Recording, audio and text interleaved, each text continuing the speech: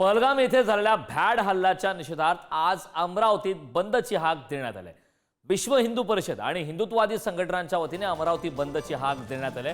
अमरावतीतील मुख्य मार्केट सकाळपासूनच बंद आहे, तर पश्चिम विदर्भातील सर्वात मोठी अमरावतीतील बाजार समिती सुद्धा आज बंद आहे। त्यामुळे अमरावतीच्या कृषी उत्पन्न बाजार समितीतील सर्व व्यवहार आता ठप्प झाले। याचा आढावा घेतला आमचे प्रतिनिधी छगन जाधव यांनी। पहलगाम येथे झालेल्या भ्याड हल्ल्याच्या निषेधार्थ आज अमरावती बंदची हाक देण्यात आलेली आहे। सकाळी 11 वाजतापासून तीव्र आंदोलन करण्याचा इशारा देखील हिंदुत्ववादी संघटना आणि विश्व हिंदू परिषदकडून देण्यात आलेला आहे। एकंदरीत जर आज सकाळपासून अमरावतीचं वातावरण जर बघितलं तर मी आहे सध्या अमरावतीच्या राजकमल चौकात आणि या ठिकाणी बॅनरबाजी करत विश्व हिंदू परिषदेने अमरावती बंद आणि तीव्र निषेध करण्याचा इशारा या ठिकाणी दिलेला आहे।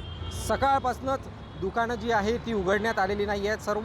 संपूर्ण अमरावती शहरातलं मार्केट जे आहे ते बंद या दिवशी ठेवण्यात येणार आहेत आणि एक दिवसीय बंद जो आहे तो पाडण्यात येणार आहे।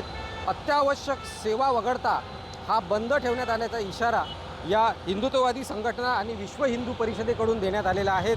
यासोबतच आज पहलगाम येथील मृत झालेल्या व्यक्तींना आज श्रद्धांजली देखील या ठिकाणी राजकमल चौकात देण्यात येणार आहेत। आणि आपण दृश्य जर बघितली तर आज सकाळपासूनच या बंदला उत्स्फूर्त असा प्रतिसाद देखील आपल्याला मिळताना पाहायला मिळतो आहे।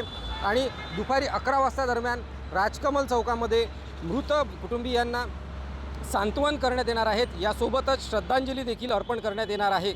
छगन जाधव, पुढारी न्यूज, अमरावती।